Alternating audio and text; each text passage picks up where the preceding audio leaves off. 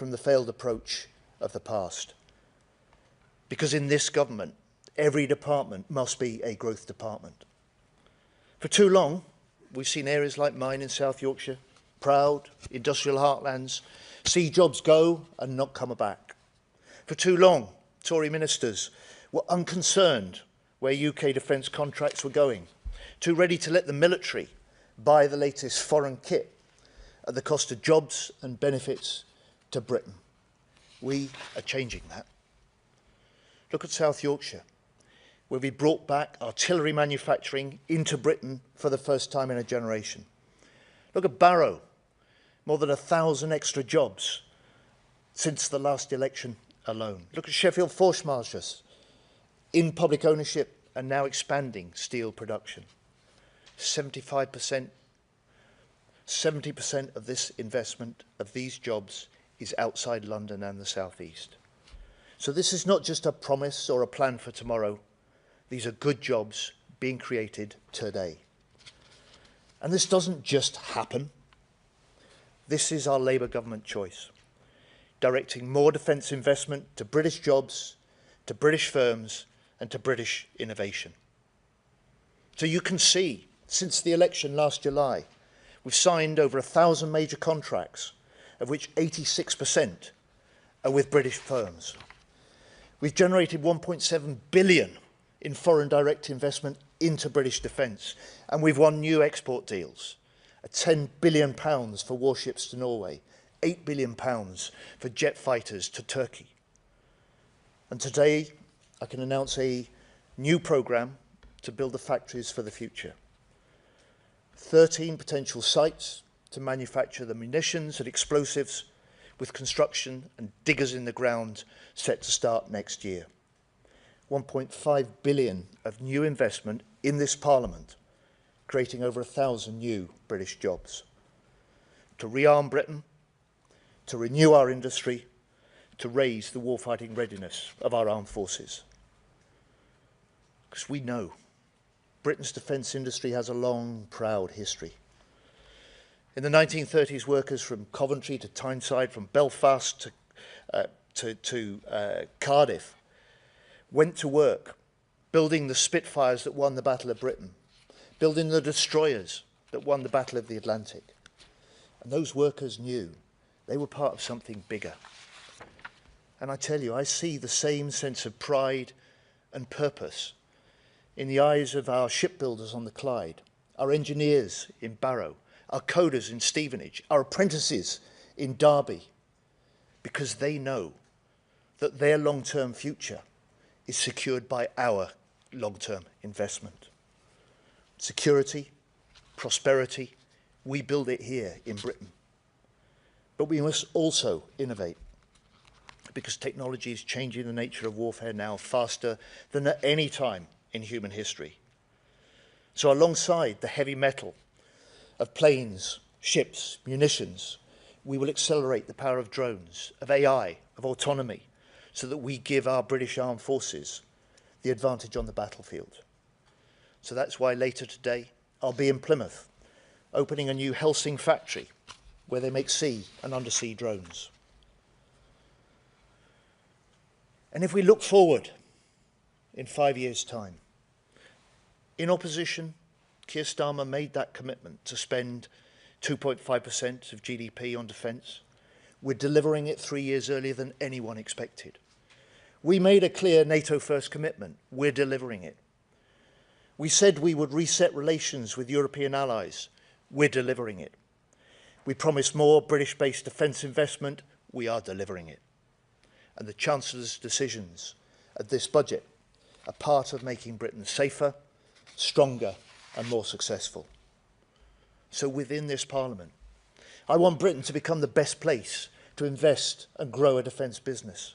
I want Britain's armed forces to be the fastest innovating military in NATO. I want the British government investment matched by rising private investment. And I want communities right across Britain to see working people with new skills, new jobs, new hope for their families and for their future.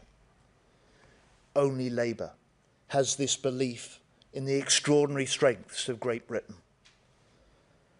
Tories will cut defence again. The Greens want to pull us out of NATO. The SNP spurn the proud Scottish defence industry. And Nigel Farage, he's soft on Putin, weak on NATO, and not to be trusted on national security. It's Labour that is the party of defence. It was Labour that chose NATO. It was Labour that established our UK nuclear deterrent. And today, it is Labour choosing to make our country safer still, while bringing that defence dividend to every part of Britain. And only Labour can do this, because we know at the heart of defence, military and industrial, have always been the working class. So like those who came before us, we rearm in the face of threats, we confront dictators, and we boost our defence industry. And in the process, we can unite our country around this common purpose. That's what this budget will be about. Strong foundations to secure Britain's future. A Labour government delivering for defence, delivering for Britain. Thank you. So I'll now take questions, if I may. And can I start with Carl from ITV?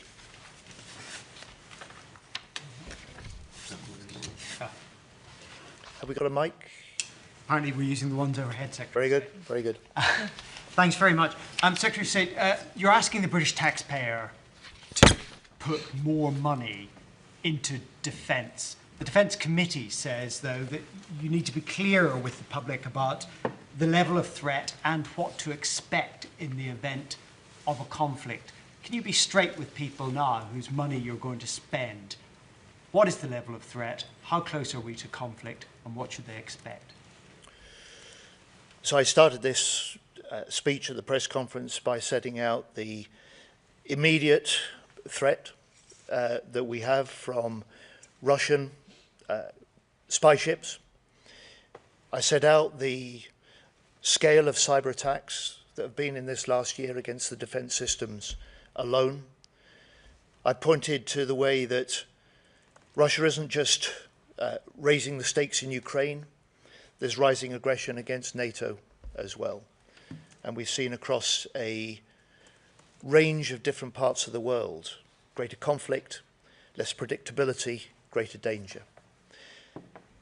That's why we went to the election promising the British people that we would raise defence spending to 2.5% of GDP, a level we've not seen in this country since Labour was last in government in 2010. We're putting £5 billion into the defence budget in this year alone. We'll hit that 2.6% of NATO GDP by 2027. We've got an ambition to make that 3% in the next Parliament, and we, like the other 31 nations of NATO, have signed up to a 5% target for core defence and national security.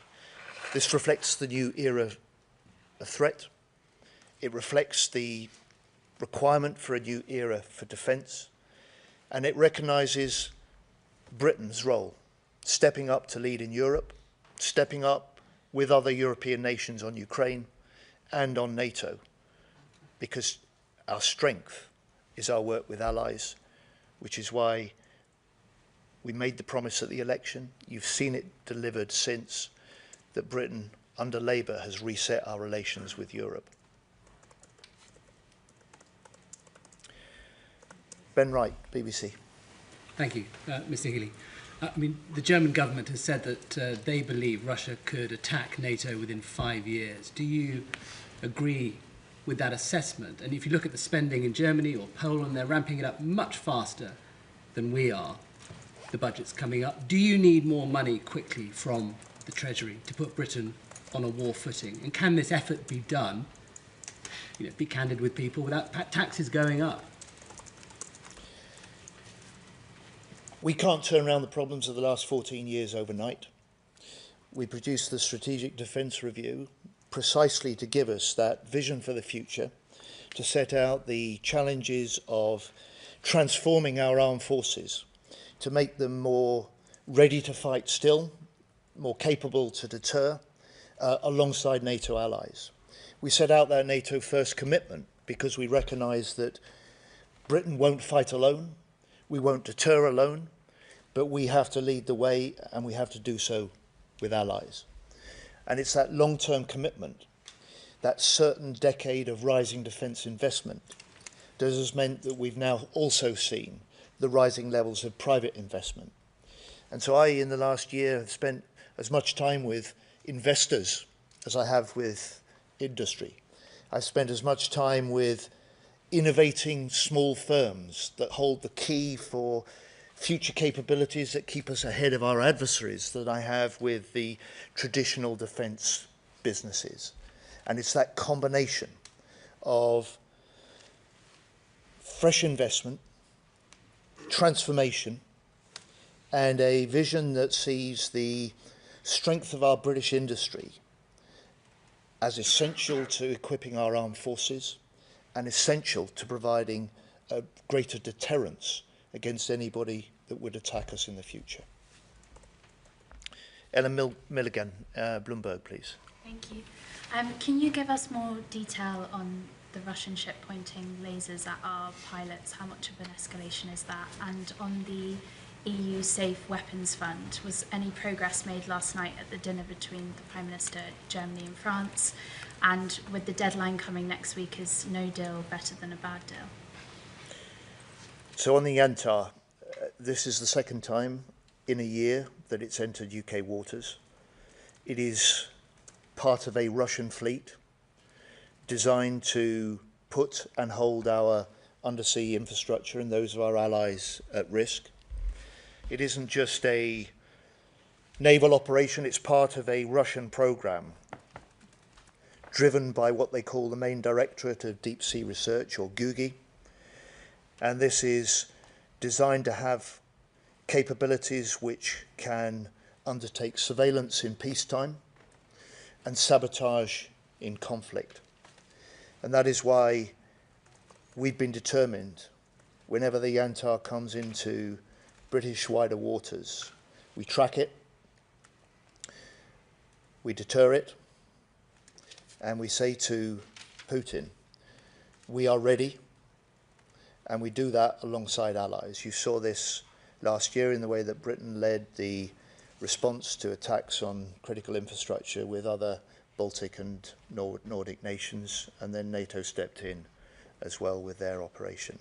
So it's a demonstration, if you like, of a British readiness to act, a British capability to act, because make no mistake, we will not tolerate a threat to the British people's essential connections underwater. And on the SAFE programme,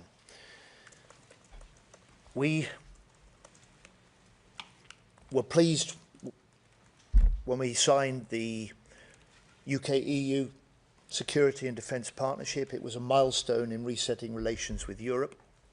We recognise, like President von der Leyen did, the importance of all European nations contributing to European security. So we've negotiated seriously throughout this period for participation in SAFE. But we've always made clear, whilst we were willing to pay a fair share of the costs of this programme, any deal had to be good value for money for our British taxpayers, had to be good value for our British defence industry. And I hope the Commission will get to the point that we can participate, but whether or not we do, in or out of SAFE, make no mistake, we are doing the deals with other European nations so that British industry and the strengths that we can bring to future wider European security, we will continue to do that in or out of SAFE. We will continue to win the export deals that benefit Britain. We will continue to provide the systems and weaponry and the innovation that helps make Europe safer. Rob Powell, Sky.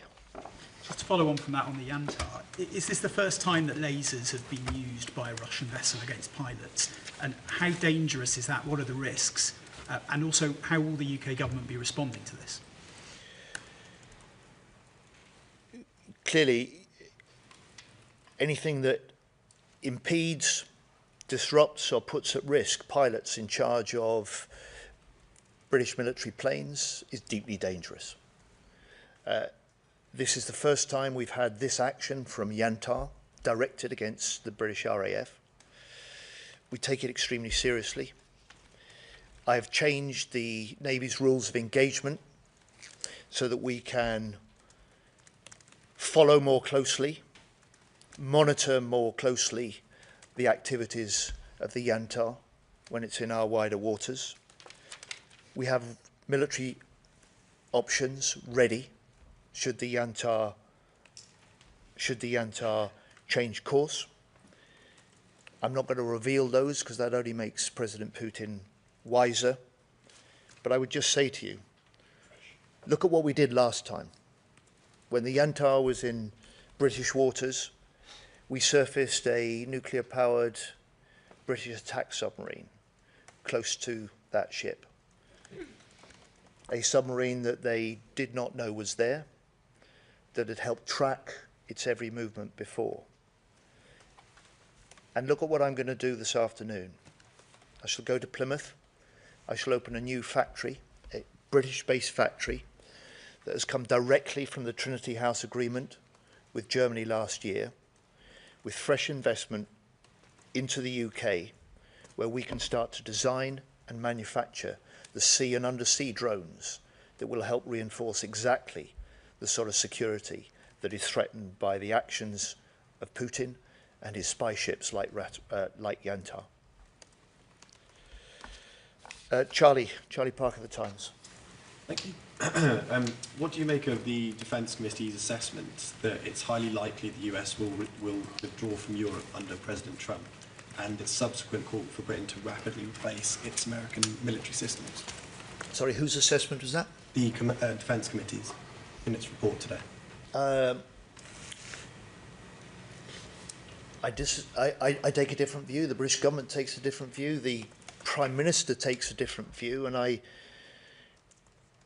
would suggest the Select Committee looks at the commitment that President Trump and the US made back at the NATO Hague summit in June, where the US led the way alongside the other 31 nations in NATO with the UK in making that long-term commitment to NATO, that long-term commitment to increasing defence investment, because we recognise that together we need to step up the deterrence, and we are. We need to step up our capabilities to defend the wider Europe, and we are.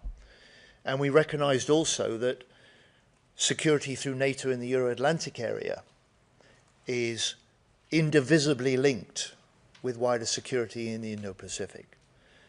I just say to the Select Committee, the strength of NATO is not just about the defence of Europe, it's about the defence of America too.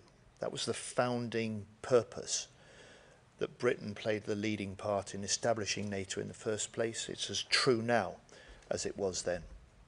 So I disagree with the Select Committee on that point of assessment, but they're right to say Britain must pick up the pace of what we do in the future, and that's exactly what we've been doing since July last year as a new government. Kieran Stacey, Guardian.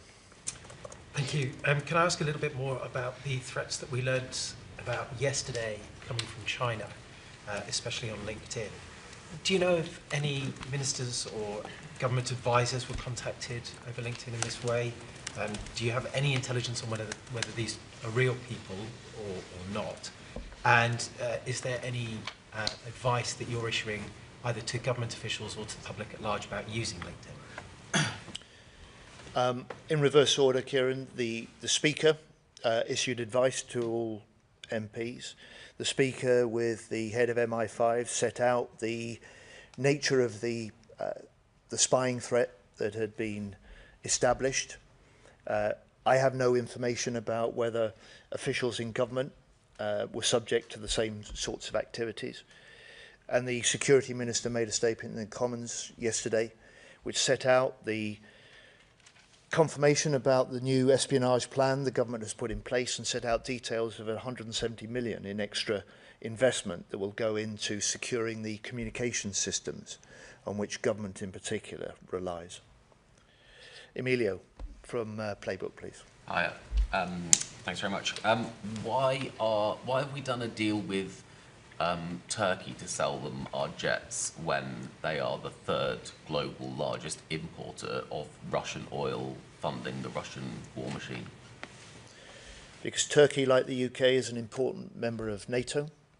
Because Turkey, like the UK, is a major nation involved in the support for Ukraine and the plans to lead the coalition of the willing if we can get an agreement between Putin and Zelensky to end the fighting.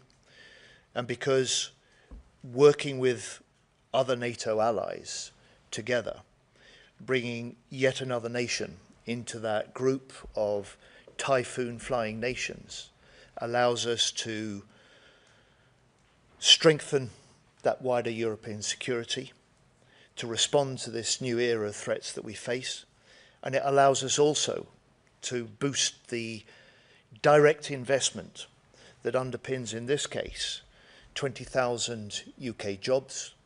So this deal, the biggest British fighter jet deal for 20 years, will secure those jobs for years to come. And then finally, Arj Singh, please.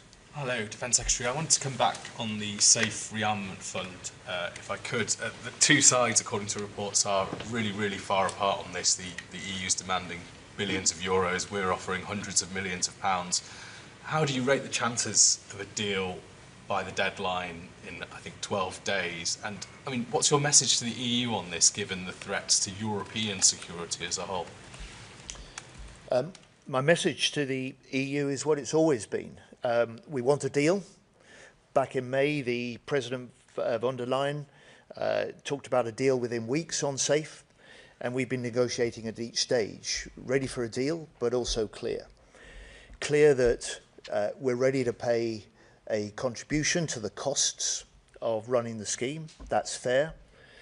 Ready to pay if there is good value for money for our taxpayers and our industry. And we've waited weeks within the negotiations for the chance to see the European proposals in some important areas. And for us, we're ready to be part of this scheme, but we're not ready to be willing at any price.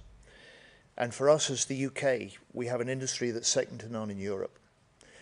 We will do these deals with other European countries. We will play our part in reinforcing European security. And we recognise that responsibility we have as Britain amongst European nations, particularly those in NATO, to play that role in future. And we will, in or out of SAFE. Thank you all. Thank you very much. And to those of you who are due to come with me to Plymouth, and look forward to seeing you down there at the factory. Thank you.